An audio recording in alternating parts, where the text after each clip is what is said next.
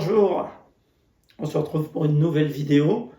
Nous sommes toujours en plein cœur du Festen et aujourd'hui nous allons commencer une petite série de vidéos où nous allons voir quelques-uns des chapitres fondamentaux, on va dire ça comme ça, de la cérémonie. En fait, ce que je veux dire, c'est que il n'y a pas deux situations identiques.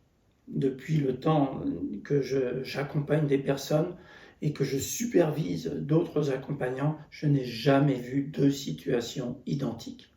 Néanmoins, il y a dans toutes les situations des choses en commun. Et ces choses en commun qui marquent des moments de notre vie, de certains traumatismes que nous avons subis, eh bien, ils vont figurer dans pratiquement tous les festins. Alors, on va brosser un petit peu ces tableaux. Le premier chapitre que tout le monde a, c'est le père vide. En fait, dans toute mon expérience, j'ai vu une fois une personne qui n'avait pas un père vide. Donc, vous voyez, ça fait une fois sur des centaines et des centaines de personnes. Qu'est-ce que c'est qu'un père vide? Pour comprendre ça, il faut comprendre que les hommes, depuis tout le temps, ils sont porteurs d'une force, d'une puissance que j'appelle la flamme. Ça n'a rien à voir avec la force physique, ça n'a rien à voir avec la violence. Non, c'est quelque chose... vous voyez, Jung appelait ça la libido, mais c'est très connecté sexuellement.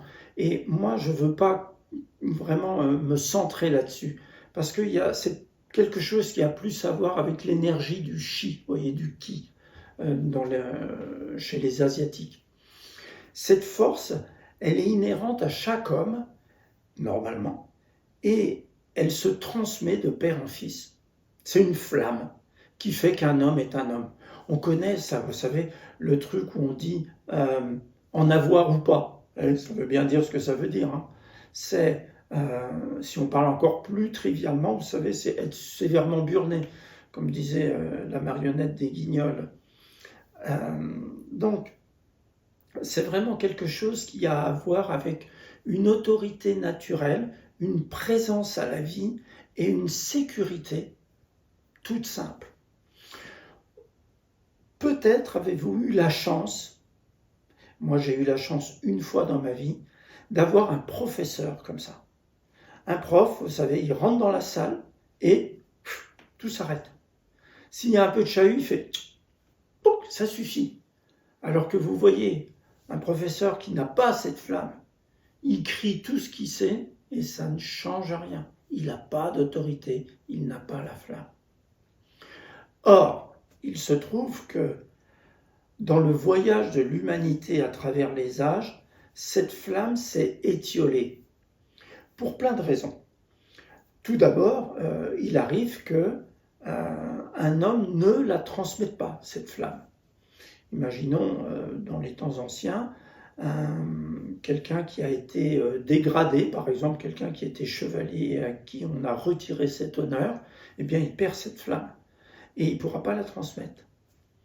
A contrario, quelqu'un qui n'avait pas la flamme, qui est nommé chevalier, il peut récupérer la flamme. Ouais. Donc ça peut être une raison. Une autre raison, c'est la révolution industrielle.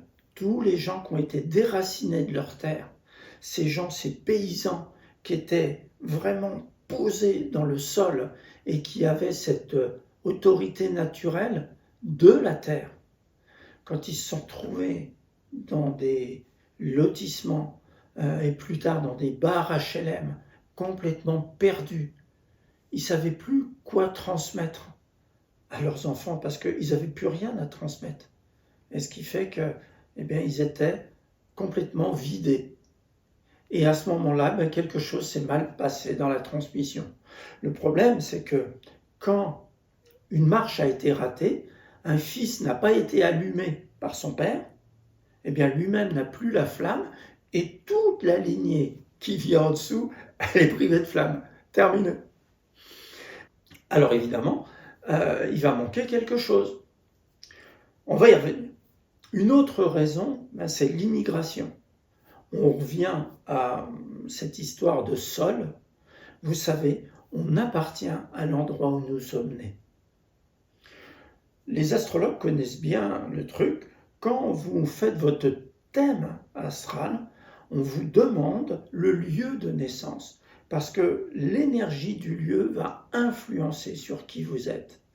Et vous êtes tenu. On le voit d'ailleurs, combien de personnes qui sont nées à la campagne vont prendre leur retraite et vont acheter une maison là où ils sont nés.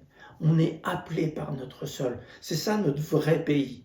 Et par exemple, moi, je suis né dans la Puisaye, le pays de Colette. Eh bien, j'appartiens à ce pays. Je ne suis pas un habitant de Lyon, un habitant de la France. Ça, c'est des faux pays, c'est des pays administratifs. Le vrai pays, c'est le sol où nous sommes nés. Quand on est un immigré, eh bien, on quitte ce sol et on arrive sur un sol étranger. Eh bien ça va accentuer la difficulté. Combien d'immigrés sont victimes de ça? D'ailleurs, il y a un chapitre pour les immigrés que j'appelle le syndrome des immigrés, qui en soi existe, c'est-à-dire que les enfants d'immigrés comme ça qui ont perdu leur sol, eh bien, ils flottent. Ils sont ni à un endroit ni à l'autre. Ils ne savent pas où ils sont. Tout ça, ça fait que les hommes, de plus en plus, ont perdu la flamme. Et comme, évidemment, il y a un manque de transmission, enfin, plutôt comme la transmission ne se fait pas, toutes les lignées inférieures sont privées de flamme. Ce qui fait que quasiment tous les hommes aujourd'hui n'ont plus cette flamme. Et ça cause un trou dans la structure de notre mental ego. Quand nous naissons, dans les premières années, nous nous structurons, nous avons besoin de plusieurs choses. Nous avons besoin d'être entendus, nous avons besoin d'être reconnus, nous avons besoin d'être validés, et puis surtout, nous avons besoin d'être aimés et besoin d'être sécurisés. Cette sécurité, c'est la flamme qui nous la donne. Moi, je suis bien placé pour vous le dire, parce que j'étais plutôt bien avancé de ce côté-là, de la compréhension des choses. J'étais éducateur quand j'avais eu mes enfants, et pourtant, mon père était vide, et moi-même j'étais vide. Et j'avais beau dire les choses, faire les choses qu'il fallait, en fait, c'était dépourvu de cette intensité, de cette épaisseur qu'apporte la flamme. Donc vous voyez, c'est vraiment, vraiment important.